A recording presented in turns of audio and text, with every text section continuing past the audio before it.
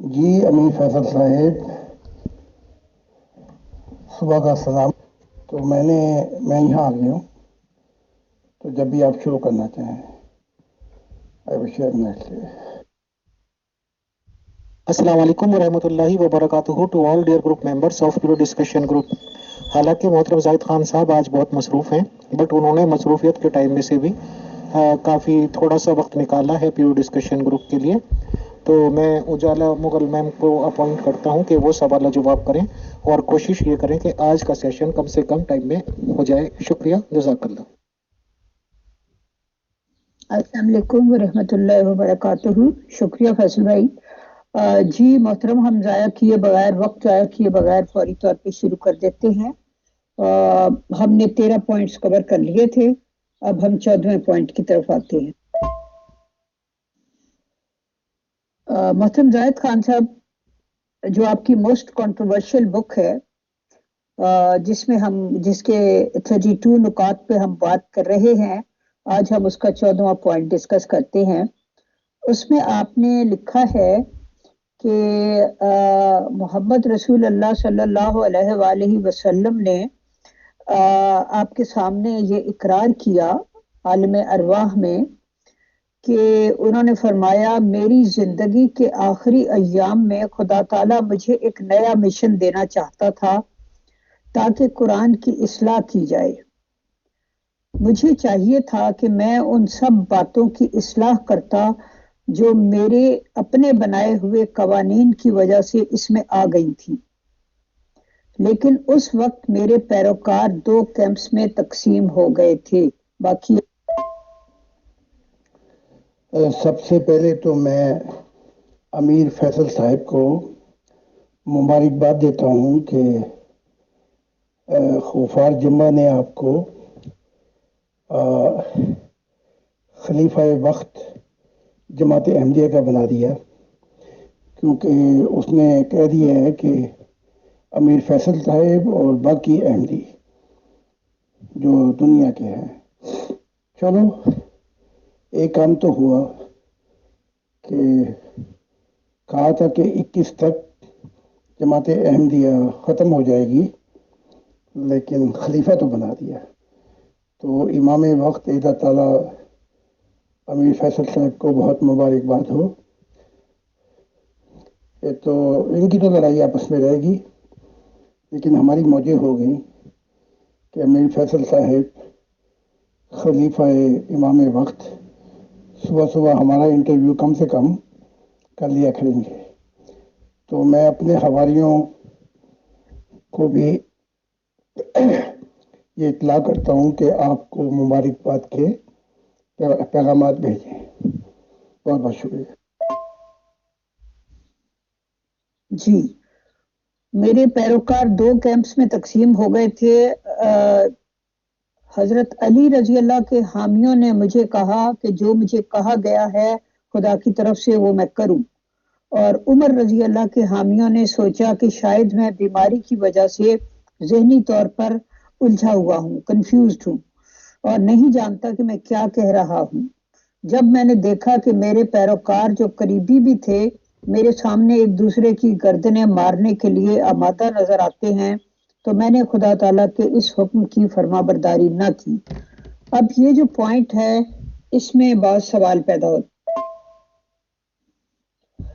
محترم زاہد خان صاحب، پہلا سوال اس میں یہ پیدا ہوتا ہے اس پوائنٹ میں کہ بعض جگہ آپ نے لکھا ہے کہ اللہ تعالیٰ آپ کو مزید 30 سال اور دینا چاہتا تھا، یعنی یہ آفر آپ کو حضرت جبرائیل کے ذریعے کی گئی، وہ ٹائم انہوں نے نہیں لیا۔ جب اپنے پیروکاروں کو 2 گروہوں میں منقسم دیکھا تو انہوں نے وہ وقت نہیں لیا۔ اب سوال یہ ہے کہ اگر آپ صلی اللہ علیہ وسلم وہ وقت لے لیتے تو آہستہ آہستہ آپ صورتحال کو تبدیل کر لیتے اور خدا کی منشا کے مطابق کر سکتے تھے۔ اگر آپ زندہ رہتے تو ظاہر ہے کہ آپ کا انفلوئنس اتنا تھا کہ آپ دونوں گروہوں پہ اثر انداز ہو سکتے تھے، پھر آپ نے ایسا کیوں نہیں کیا؟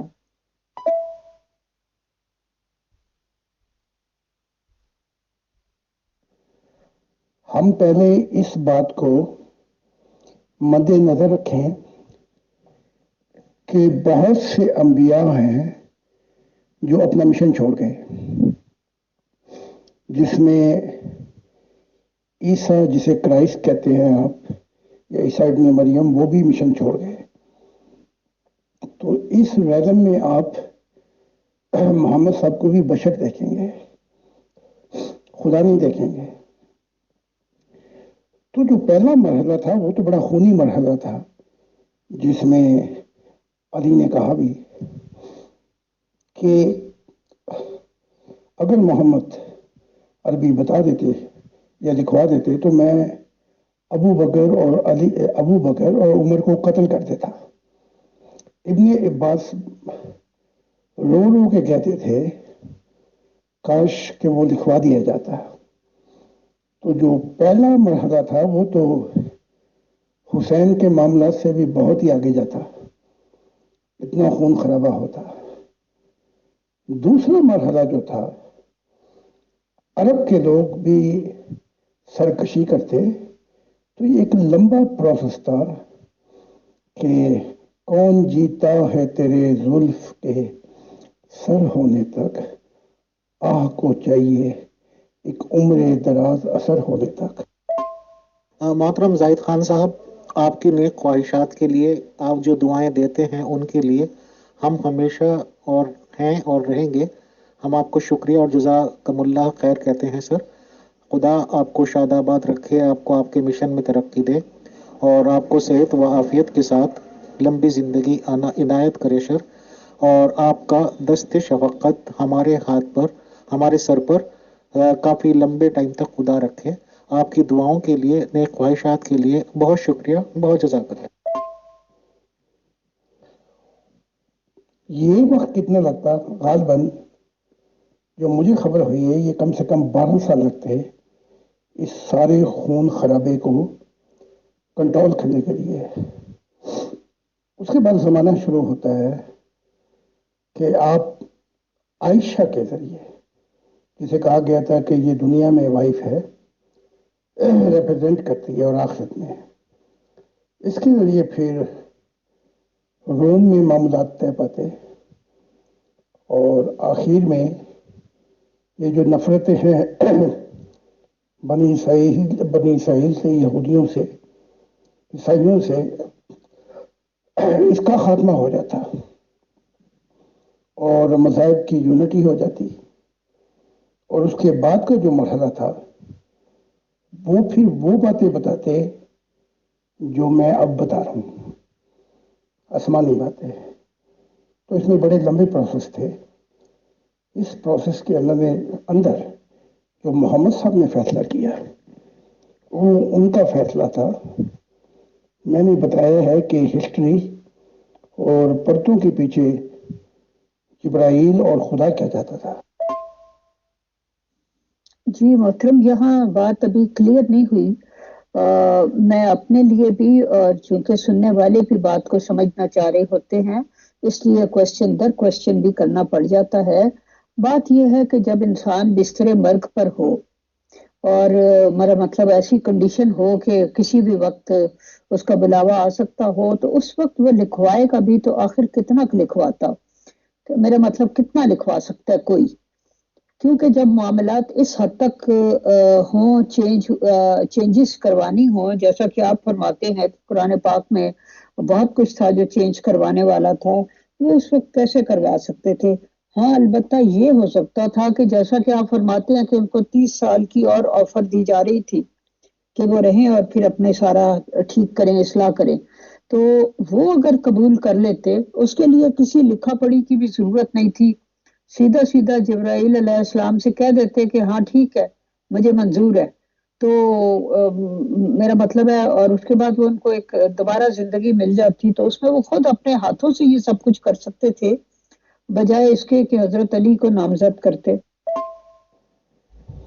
جی، سب سے پہلا انکار جبرائیل کو ہی کیا ہے، کیونکہ وہ 30 سال کی پیشکش جبرائیل نے براہ راست دی ہے۔ اگر اس کو قبول کر لیتے تو اس کے بعد صحتیاب بھی ہو جاتے، लेकिन मोहम्मद साहब को दिखा भी दिया गया था कि आगे के हालात क्या होंगे। तो जब देखा कि मेरे ही अहले बैत कसरत से दोनों तरफ से मारे जाएंगे और मेरे साहबा, मेरे खूनी रिश्ते, तो फिर आपने खामोशी अख्तियार की। वो जो लिखवा रहे थे दस्तावेजात, उसमें जो ख़ास चीज़ थी वो कुछ ख़ास पैगाम था, वो कि अली को लिखवा कर दे देते कि तू थोड़ा सा इंतज़ार कर और मैं सेहतयाब हो रहा हूँ, और ये जिब्राइल का पैगाम है। लेकिन इसके अंदर का मामला क्या है वो भी सुन लें। अली जो थे जिद कर रहे थे और उमर कह रहे थे नहीं लिखवाने दूंगा।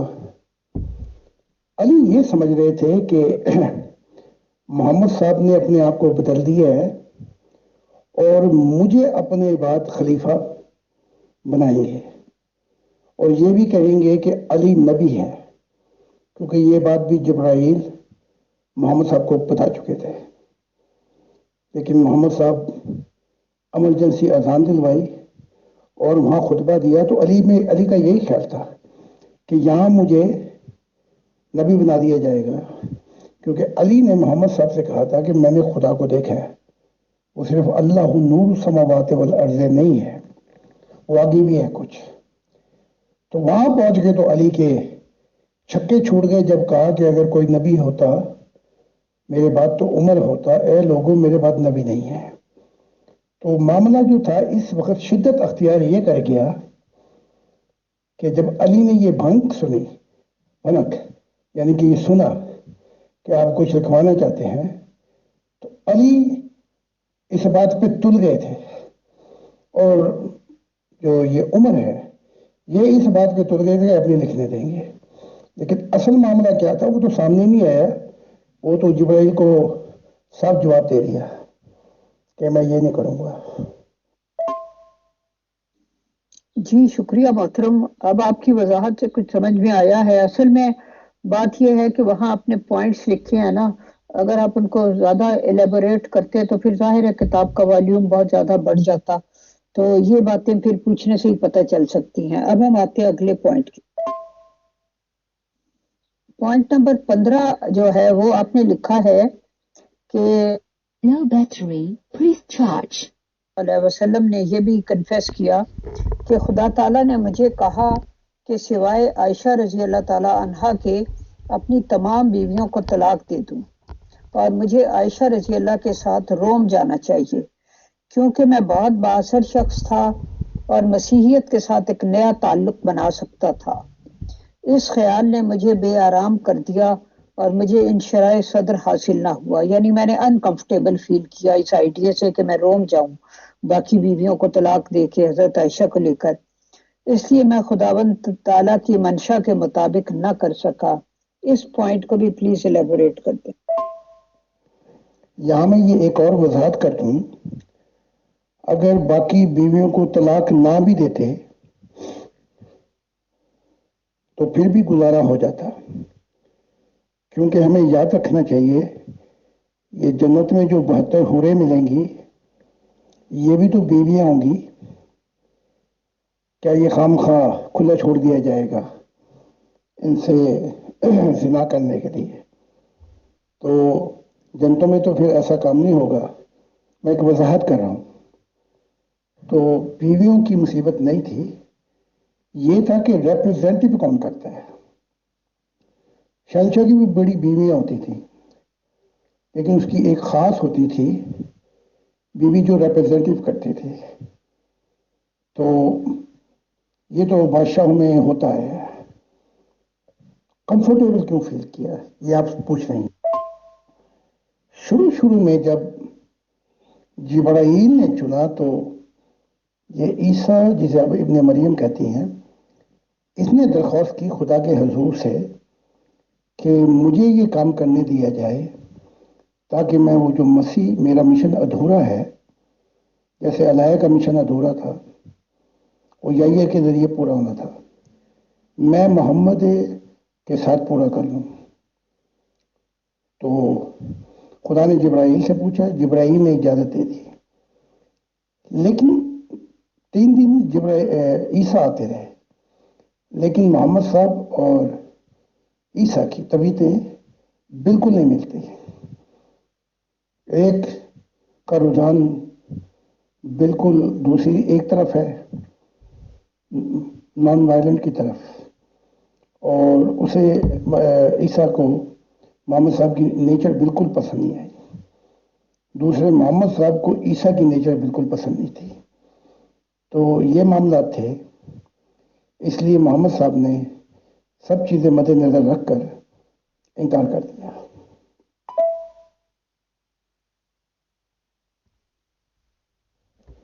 پھر یہ بھی تھا کہ اگر معاملہ آگے جا کے خراب ہو، یعنی کہ تھوڑا سا مشن چلے، تو پھر معاملہ اگر خراب ہو جاتا، کیونکہ عیسیٰ سے بھی کنفرنٹیشن ہو جاتی تھی. آپ ڈیمانڈ کرتے تھے محمد صاحب، تو عیسیٰ کیا تھا؟ تو اگر تھوڑا سا مشن آگے آ کر پھر خراب ہو جاتا تو پھر تو اور مصیبت آتی کہ تیرا میرا جوڑ بڑا سائیدہ تے سانو ویک کے زمانہ سارا نچدا. تو انہوں نے پھر زمانے کو اور نچا دینا تھا، یعنی بات کہیں سے کہیں اور نکل جاتی ہے. تو ان سب چیزوں کو مد نظر رکھے، اور دوسرے محمد عربی جو تھے انہیں یہودیت کے اور طور جو بھی تھے وہ بالکل ہی پسند نہیں تھے، اور اس کے علاوہ عیسائیت کے بھی.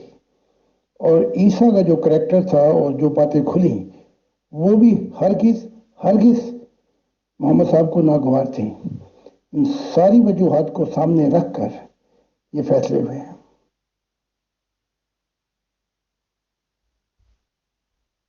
جی محترم، بہت شکریہ. 16واں پوائنٹ یہ ہے کہ انہوں نے آپ سے یہ بھی بتایا آپ کو کہ میں چاہتا تھا کہ تمام مذاہب اسلام کی پیروی کریں اور دنیا میں اسلام کو اہم ترین مذہب ہونا چاہیے اور دوسرے تمام مذاہب کا صفایا کر دینا چاہیے. تو اب یہاں سوال یہ پیدا ہوتا ہے کہ اللہ تعالیٰ کچھ اور چاہتا تھا، تو وہ کیوں چاہتے تھے کہ اسلام کو اہم ہونا چاہیے جبکہ اللہ تعالیٰ آلریڈی یہ چاہتا تھا کہ وہ مسیحیوں اور یہودیوں کے ساتھ مل کر کام کریں. فیصل بھائی، ہمارے یہاں تو ویدر ساؤتھ افریقہ میں 26 ڈگری سینٹی گریڈ ہے. یہی تو سوال ہے جو بڑا اہم ہے. اللہ چاہتا تھا کہ انی حاضی امتکم امتن واحدہ، یہ سب ایک ہو جائیں. یہ تو قرآن میں اللہ پیغام دے چکا ہے، اور محمد صاحب مرتے وقت تک کہہ رہے ہیں کہ عرب میں 2 مذہب نہ چھوڑے جائیں. اب آپ دیکھیں نا کتنے مذہب تھے عرب کے اندر. ستارہ پرست بھی تھے، بت پرست بھی تھے، عیسائی بھی تھے، یہودی بھی تھے، اور بہت سے لوگ تھے، کاہن بھی تھے. تو اللہ کی مرضی تو قرآن میں صاف نظر آ رہی ہے. اس مرضی کو لکھوانے والا کون ہے؟ محمد عربی ہیں کہ تم تمام امتیں ایک امت ہو، وَأَنَا رَبُّكُمْ انی حاضی امتکم امتن واحدہ وَأَنَا رَبُّكُمْ، میں تمہارا رب ہوں. یہ پیغام خدا جبرائیل کے ذریعے لکھوا رہا ہے قرآن میں. اس کے بعد بھی محمد صاحب آخری وقت میں کہہ رہے ہیں عرب میں 2 مذہب نہ چھوڑے جائیں سوائے ایک کے، اسلام. تو اب آپ غور خود ہی کر لیں کہ اس کے باوجود محمد صاحب کا اوپینین کیا تھا.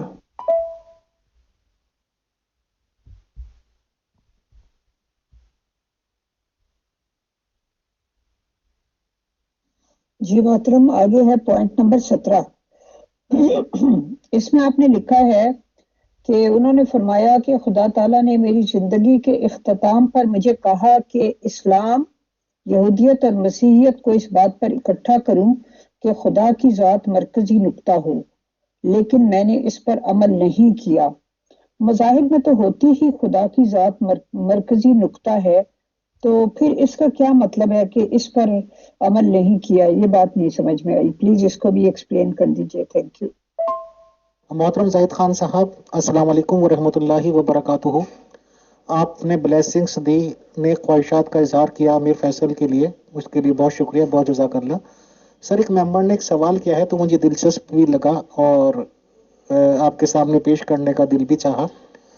تو ممبر کا سوال یہ ہے کہ محترم زاہد خان صاحب نے جو بھی نیک خواہشات کا اظہار کیا خلیفہ بننے کے لیے یا جو بھی، وہ امیر فیصل کے ریگارڈنگ کیا ہے، بٹ جو اجالا مغل میم ہیں ساؤتھ افریقہ سے ان کا تعلق ہے اور یہ بہت زیادہ تیاریاں کرتی ہیں، سوال تیار کرتی ہیں، سوال و جواب کی نشستیں ارینج کرتی ہیں محترم زاہد خان صاحب سے، تو ان کے لیے بھی کسی نہ کسی پوسٹ کا ابھی سے اعلان کر دیں یا بتائیں کہ اگر ایسا کبھی ممکن ہوا اور خدا پہ ہوئی کبھی چھوڑا گیا خلافت کا تو انشاءاللہ پھر تو خدا کسی کو بھی بنا دے گا، تقوی والے لوگوں کو، پرہیزگار لوگوں کو، اور یہ ممکن ہوا تو اجالا مغل میم کو کیا اس میں عہدہ دیا جائے گا اور کیا اس طرح کی ڈسپلنری کمیٹی یا یہ کہ کیا کہنا چاہیے اس کو، مجھے انگلش کے ورڈز یاد نہیں آ رہے، تو اس وقت ان کو کیا عہدہ دیا جا سکتا ہے، بتائیں، شکریہ، جزاک اللہ۔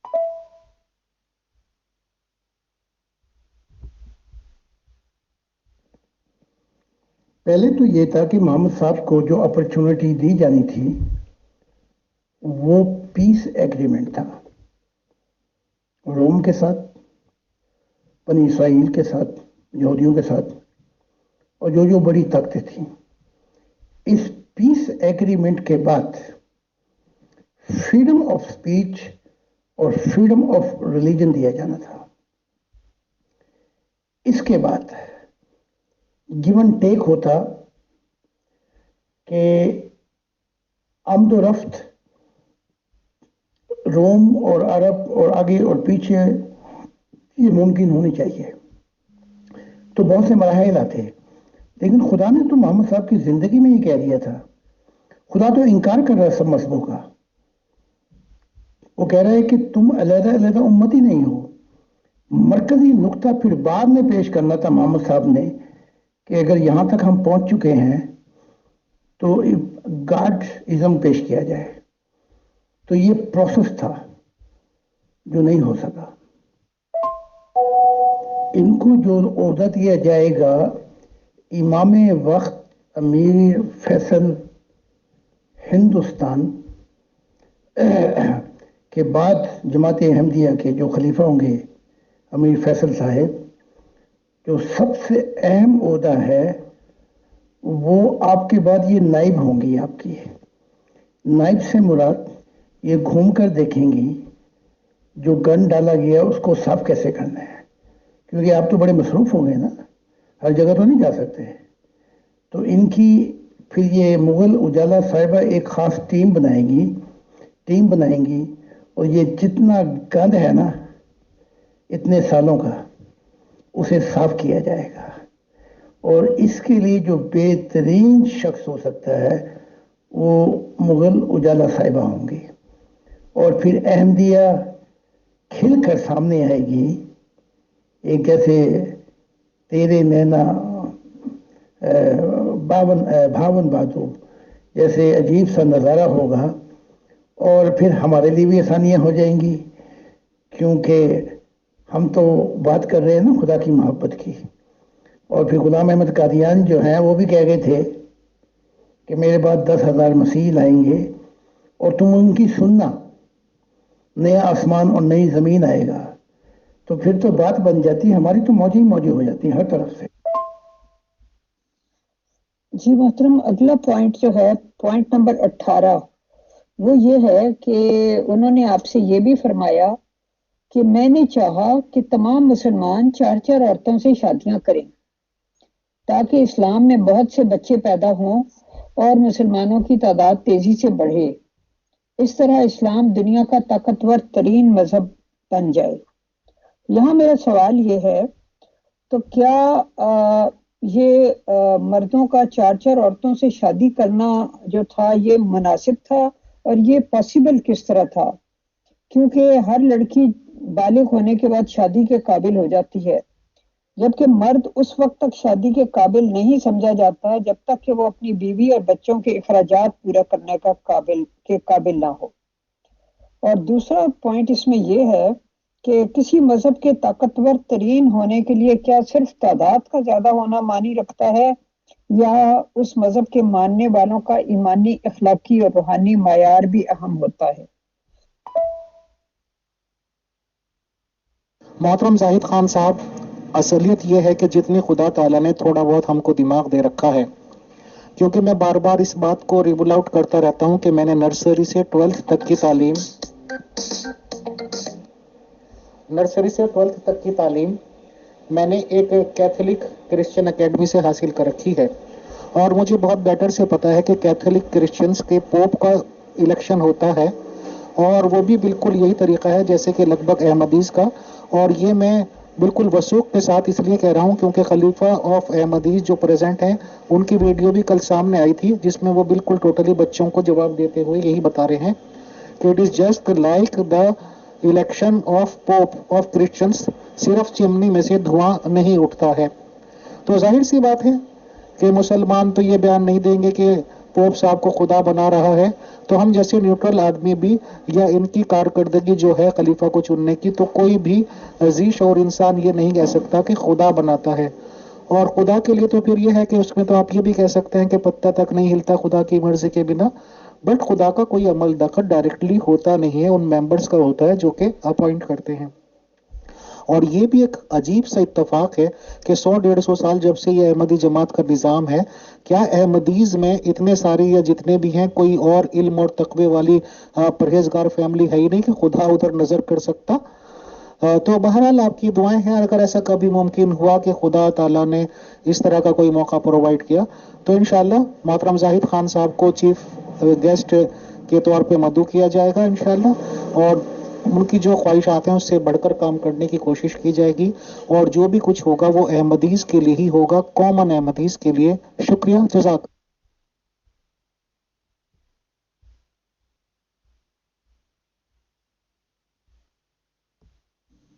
جی محترم، شکریہ.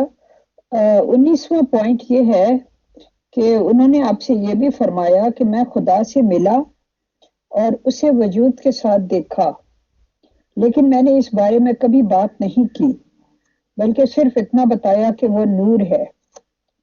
تو اگر وہ بتا بھی دیتے کہ میں نے دیکھا اور وہ اس شکل و صورت کا ہے اور اس کا اس طرح کا وجود ہے، تو اس سے کیا فرق پڑ جاتا ان کے ماننے والوں کو؟ ایمانی اخلاقی پہلو کے ساتھ ہی ہم محمد صاحب کی سٹیٹمنٹ لگا دیتے ہیں جو آپ نے امام بخاری میں کہی. آپ نے کہا کہ بچے پیدا کرو تاکہ میں اپنی امت پہ فخر کر سکوں، کیونکہ میری امت پھر چھا جائے گی، لازمی بات ہے. تو حتیٰ کہ ایک شخص آیا، اس کو کسی سے محبت تھی لیکن وہ بانجھ تھے، تو محمد عربی نے کہا کہ بانجھ عورت سے شادی کر. انہوں نے کہا نہیں، میں تو اس سے محبت کرتا ہوں، میں نہیں کر سکتا. انہوں نے کہا نہیں، بانجھ نہیں بلکہ اس سے علاوہ بھی، یعنی کہ جو بچے دے سکتی ہے. اب سوال یہ پیدا ہوتا ہے یہاں پر، کیا ایمانی اخلاقی پہلو محمد صاحب کی نظر میں نہیں تھا؟ تو میں یہ سمجھتا ہوں ذاتی طور پر کہ محمد صاحب کی نظر میں وہ جان گئے تھے، وہ یہ جان چکے تھے کہ احمدیت کے اندر جو یہ نن اور منکس ہیں، انہوں نے جو ٹریڈیشن قائم کی ہے وہ یہ کہ یہ شادی نہیں کرتے. جو ننس ہیں انہوں نے تو عیسیٰ سے شادی کی ہے کہ وہ ساری اس کی بیوی ہیں. تو ایک ایسی ٹریڈیشن تھی جس میں بچے کم تھے. تقریباً ہی اس ٹریڈیشن کے اندر نہ ہونے کے برابر بچے تھے، یعنی کہ عیسائیت زیادہ تر جن پہ مذہبی اثر تھا وہ تو شادی نہیں کرتے تھے. تو جب محمد صاحب نے یہ دیکھا تو پولیٹیکل پوائنٹ آف ویو جو محمد صاحب کا تھا تو وہ یہ تھا، وہ اخلاقی جو مورل اور جو بہت سی چیزیں وہ تو بعد میں ہم دیکھیں گے، لیکن پہلے بچوں کی تعداد بڑھائی جائے. یہی تو یہ اگوانی ہے ترکی کا. اس نے کہا جو ہمارے آباء و اجداد کام نہیں کر سکے، یعنی کہ یورپ کو فتح نہیں کر سکے، اب ہماری عورتیں کریں گی یورپ میں. یعنی کہ کثرت سے بچے پیدا کریں گی تاکہ یہ معاملات یورپ کو ہم فتح کر لیں. تو یہ پوائنٹ آف ویو ہے اباؤ اجداد اسلام کا، اور یہ ترکی کا جو اس وقت پریزیڈنٹ ہے.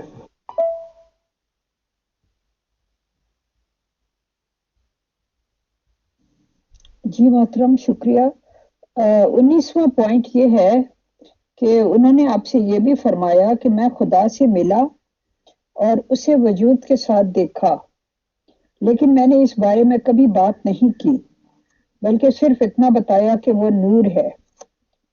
تو اگر وہ بتا بھی دیتے کہ میں نے دیکھا اور وہ اس شکل و صورت کا ہے اور اس کا اس طرح کا وجود ہے، تو اس سے کیا فرق پڑ جاتا ان کے ماننے والوں پہ؟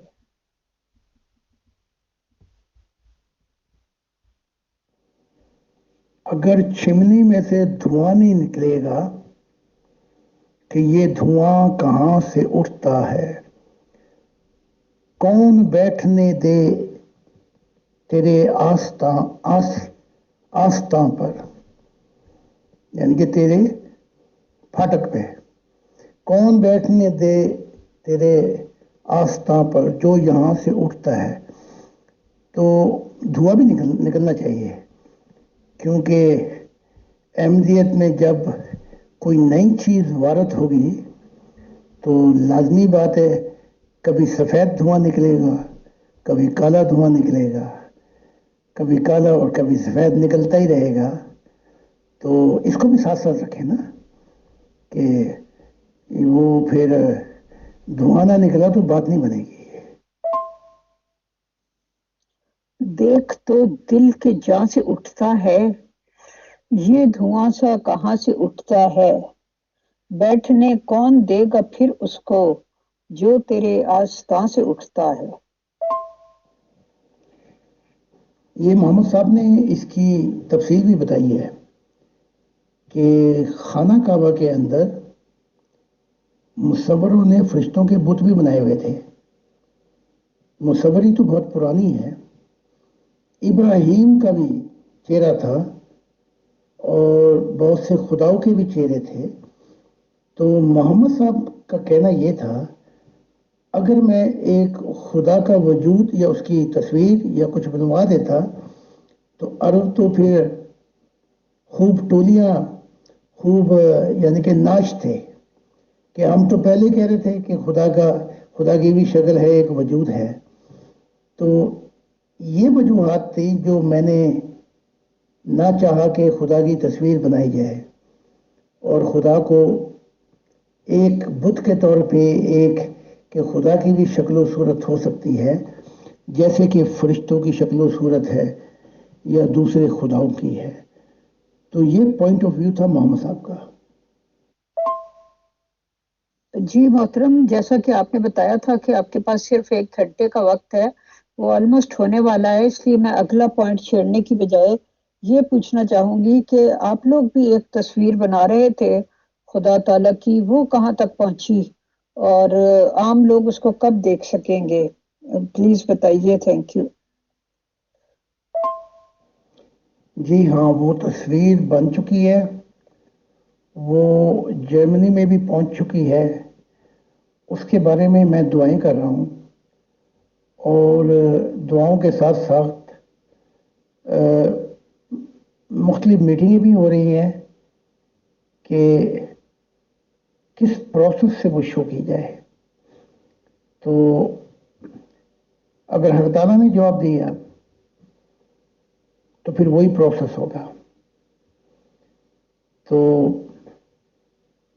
آخر میں یہ تصویر ہر کسی تک پہنچے گی، لیکن اس کے اندر کچھ حکمت ہے، شاید اس کے لیے کچھ تھوڑی سی دیر ہو رہی ہے.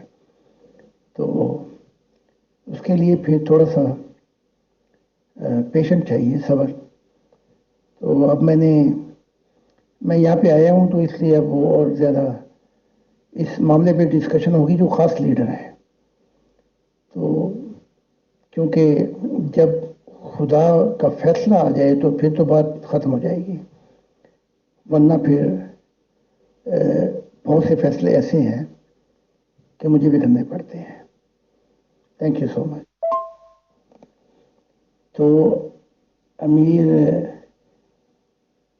مغل اجالا صاحبہ اور امیر فیصل صاحب اور آپ کی جو ڈسکشن ٹیم ہے اس کا تہہ دل سے میں شکر گزار ہوں کہ یہ جو ایز اے ہیومینٹی آپ یہ موقع فراہم کر رہے ہیں اور جو کوشچن کیے جا رہے ہیں تاکہ وہ ساری کتابیں تو نہیں آ سکتے، تو مغل اجالا صاحبہ کا بھی بہت ہی دل سے شکر گزار ہوں کہ اس کی ایکسپلینیشن دی جا رہی ہے۔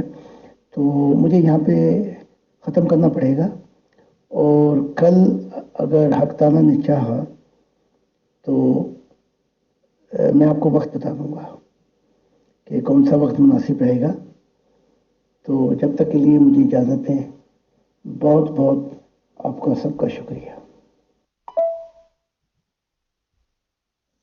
جی محترم زاہد خان صاحب، آپ کا بھی بہت شکریہ تشریف آوری کا، اور آپ نے اتنے مصروف شیڈیول میں سے وقت نکالا، تو اللہ تعالیٰ آپ کو جزائے خیر دے۔ بہت بہت شکریہ آپ کا، تھینک یو ویری مچ۔ ہاں، وہ جو آخری بات ہے وہ میں بھول گیا کہ امیر فیصل صاحب جب خلیفہ بن جائیں گے ان کے لیے تو میں دعائیں کروں گا، تو ساتھ ساتھ مغل اجالا صاحبہ کی بہت دعائیں کروں گا، کیونکہ یہ ریفارمیشن ہو ہی جائے احمدیت میں تو بہت بہتر ہوگا، کیونکہ میں سمجھتا ہوں ان دو شخص سے بہتر کوئی نہیں ہو سکتا۔ پھر آگے وہ اپنی ٹیم خود ہی بنا لیں گے، مغل اجالا صاحبہ ان کو پتہ ہے کیا کرنا ہے۔ اس میں میں ٹوٹلی ٹرسٹ ہر، بالکل میرا اعتماد ہے کہ ان دو شخصوں سے احمدیت کی نیا جو ہے وہ کنارے لگ جائے گی۔ تو بہت بہت شکریہ آپ کا۔ محترم زاہد خان صاحب، آپ کی نیک خواہشات، آپ کی دعاؤں کے لیے بہت شکریہ، بہت جزاک اللہ سر۔ اور دل تو ہمارا بھی یہ کرتا ہے کہ ایک بار کامن احمدیز کو اختیار دے دیے جائیں ووٹنگ کرنے کے، اور انشاءاللہ یہ میرا وعدہ رہا کہ اگر میری زندگی میں یہ پاسبل ہوا تو میں I will contest that election, and with God's help انشاءاللہ will win that with a vast majority and with a vast difference, and people will see, sir. Thanks for your coming. آپ group میں تشریف لائے، بہت شکریہ، بہت جزاک اللہ۔ انشاءاللہ اگلی نشست میں جلدی ملاقات ہوگی۔ Thanks and grateful to you sir.